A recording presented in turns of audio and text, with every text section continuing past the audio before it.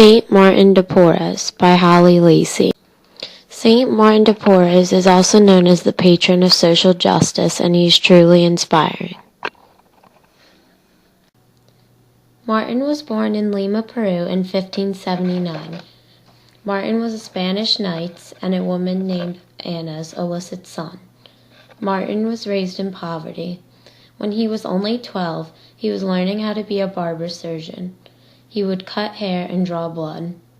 Amazingly, when Martin was only 15, he began to exert himself with the Dominicans as a lay helper and then went on to be a lay brother.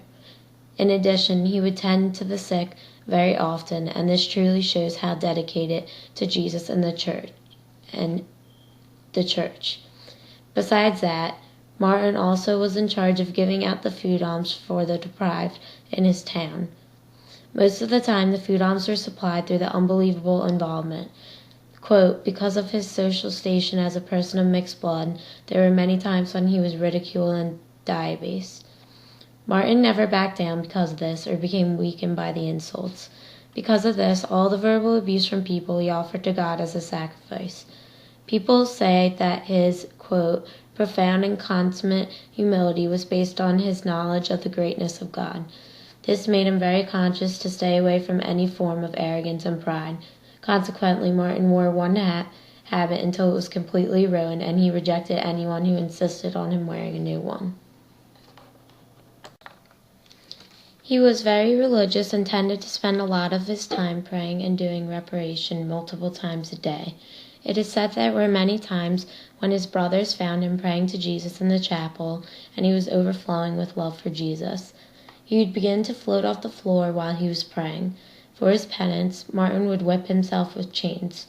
Moreover, Martin could also pass through doors that were locked in the monastery in order to help those who were sick or dying. Martin could tell when the people he took care of if they would get well or not. If he was there for them attentively, they knew they would not get well because Martin was very tolerant and enduring with the dying. On the contrary, there is a picture of Martin wearing his habit with a mouse and a dog below his feet. The mouse have a special meaning in the picture. One time, the mice would tend to be in the wardrobe room in the monastery.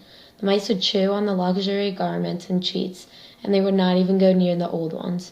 Besides that, the old monks wanted to try to kill the mice, but Martin did not. However, one day he caught one of the mice and held it carefully and said to it, quote, little brother, why are you and your companions doing so much harm to the things belonging to the sick?